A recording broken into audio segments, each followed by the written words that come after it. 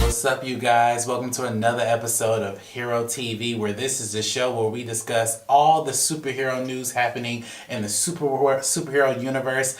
I'm your host, Alex Hampton. On today's show, we're going to tackle a whole lot of different recent things that have come out on the Marvel camp, DC camp, and a whole lot of other things that are related in the comic books. But the first story I want to talk about today is it is finally official that the Disney and Fox merger is completely complete. This morning around 12:02 p.m., Disney has now acquired Fox. So all of the X-Men, Deadpool, and Fantastic Four characters are now at Disney. But not just that, all of their other properties like Hulu and like Planet of the Apes, Aliens, those types of properties are now at Disney. So Disney now owns Fox that has a plethora of media. And my take on this is that as far as relating to superheroes in the MCU, I'm actually ecstatic. I can't wait to see, the Fantastic Four. I would love to see Deadpool, and I would love to see the X-Men interact with the Avengers, because personally, when they were discussing this merger, when this was all in the news, I just wanted the X-Men to join the Avengers or to join the MCU, because I look at it as, where do you guys go from here after you get done with Endgame? Like, how are we going to tell a story with these particular characters? So I'm very interested to see what they're going to do. Now, there have been talks about when we're going to see the X-Men, when we're going to see Fantastic Four, when we're going to see Deadpool. Well, it's been reported that Deadpool will still remain as rated R, so I don't think we'll see him in the MCU. I do think, though, he'll probably be mentioned in the MCU, but I don't think that he will be actually a part of the MCU. Like, he won't be in an Avengers movie with Captain America or Spider-Man or any one of those characters. But I did read a report that the X-Men or the Fantastic Four, we probably won't see them in a film by themselves or integrated with the Avengers probably till around like 2021, maybe 2022, due to the fact of, like, Marvel has already had their plans set. That doesn't mean that plans don't change, but we probably won't see them in the MCU anytime soon. I do think, though, they will drop like subtle hints, like the Baxter Building, or the school the School of Mutants, and that Professor X that leads in that school. So I think that this deal is going to be dope. I really think that seeing those characters interact, like, I would love to see Wolverine interact with Iron Man. That would be an amazing band. Could you imagine, like, Hugh Jackman and Robert Downey Jr. just going head to head? Now that would be hilarious. But yeah, that I think that this is going to be basically cinematic history, where we are going to see more creativity, more jobs have been created. There are now new roles that are going to be set, and as a director and actor, I just think that this is one of the best things that could happen in cinema history. Disney has now acquired Fox, and we will see great changes from Disney and this Fox merger. So I'm excited to see what they're going to do in their MCU. I'm also really excited to see what they're going to do outside of the MCU for like their other projects and stuff like that. So that was the number one story I wanted to tackle today. But also there's another story I wanted to tackle that involves the DCEU. So it's been reported, a few days ago it was reported that Ezra Miller went to the heads of DC and said that he wanted to write his own script for the Flash movie. He wanted to take on the reins and write the script. This movie has faced a lot of problems, i.e. like a lot of directors have left for creative reasons. There are a lot of writers who left. There's a lot of things and drama that's gone around this particular project. I have said that I've wanted a Flash movie, a Flashpoint movie, any form of a Flash movie, and I like Ezra Miller as the Flash. But I just thought that they just put it by the wayside because I didn't think this was going to happen. Now it's being reported that he's writing alongside with the people who've written Game Night to write this film. Here's my take on this matter. I get that people are wanting to be creative, and I understand that Ezra Miller does love this character. Apparently, it's being reported as well that he's doing this so he doesn't lose being this character, like will lose being the Flash, given the fact that the DCEU is pretty much being soft rebooted anyway. But my take on him writing the story, listen, I don't know that Ezra Miller has ever directed anything or produced anything or written anything outside of his acting career. There's no way of really telling by that anything that's professional, at least. So I'm not gonna necessarily like knock it off the whole time, like push it off or downplay it. But I will say this is that I would rather professional writers who's been doing this for a long time write this movie. It's also being reported that he wants to write a darker version of the Flash. See, I'm not down with that because the Flash is a light character. If anything, if you look at the comic book run of the Flash, you know, he's the youngest out of the Justice League. So he's basically like the Justice League's little brother. And not only that, if you look at the TV version of the Flash, Grant Gustin, his stories are not dark. I mean, there are some dark episodes, obviously, but there aren't any moments where Barry is just being a dark person in every single episode. So for me personally, I think that this is not a good idea. I'm interested to see different creative takes, and I get it, you know, as a creator myself, you know, you want to do things in a different way. I hope this is not the reason why a lot of directors left. I don't think it is. I think it's more so directors left because of the studio. But if we come to find out that directors left this project because of Ezra Miller, I think that Warner Brothers should fire Ezra Miller. I'm just saying, because no director should leave a project because of a lead actor. You know, no director, in my opinion.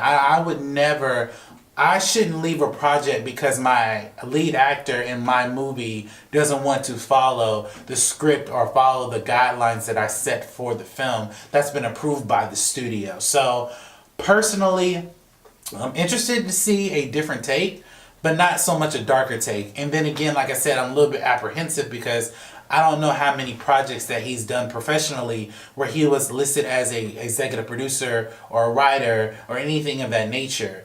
From what we know from Ezra Miller, he is an actor. That's it. He's not, you know, he hasn't fulfilled the director's chair in anything that's professional that we can go see. So that's my take on that. And the final story that I do have on this particular episode of Hero TV is that it's been reported, and I mentioned this a couple days ago, that James Gunn has been rehired at Marvel to direct Guardians of the Galaxy 3. Now, I've already stated my opinion of this when I announced the breaking news on my channel, but I also wanted to just give my little bit of opinions of, well, I wanted to answer a couple questions that I've seen online. Basically, the questions that I've seen online was that, will he still direct Suicide Squad 2 while doing Guardians of the Galaxy 3? And another question that I seen online was that, you know, was this all a ruse? Like, were they just trying to appease certain people and then appease them again by firing them and rehiring them? So let me just answer the first question. For me, according to the facts and different reports, that he is directing both films. So I think that is amazing. I think it's going to be awesome to see another iteration of the Suicide Squad and him to continue his baby with the Guardians. So I think that would be amazing. And also, it kind of bridged the gaps between these Marvel DC fans who have this little war about Marvel's better than DC and DC's better than Marvel. Personally, I like them both. So I'm not going to even get into that kind of conversation. But this kind of bridges the gap. Now, typically I've seen where I think that could be a conflict of interest. But given the fact that, you know, every director in a sense is a independent contractor. And what I mean by that is that James Gunn is not signed by Warner Brothers. And to go into a little further than that, James Gunn doesn't only work for Warner Brothers. He works for a plethora of movie companies. It's not unheard of to hear different movie directors work on different movie projects. Like, it's not unheard of. You have many directors who work at Universal, who work at Marvel, who work at Warner Brothers, who work at Lucasfilm. There's so many other studios. So you have to understand that directors, especially directors, they're pretty much an independent contractor. They get work whenever they can book it. And I don't think there's a clause in any of his contracts with either DC or Marvel where it says you cannot direct a Marvel film or you cannot direct a DC film. So I think he is. I'm very sure that he's directing both films, and I think that that's going to be amazing. Now, the second part of this question, which kind of goes into a slight little rant. Was this all a ruse? Like, was this all to build up hype for James Gunn to return back to the Guardians?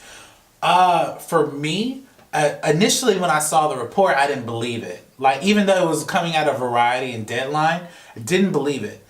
But for the most part, I don't think it was a ruse, because here's the thing. Alan Horn is one of the most respected and the most creative person in the movie business. I mean, he knows what he's doing in terms of producing and making films. He's been doing this for years. So when Alan Horn says that he's firing or doing something, 9 times out of 10, he's very honest and he's telling the truth. Alan Horn doesn't seem like the type of person to get on a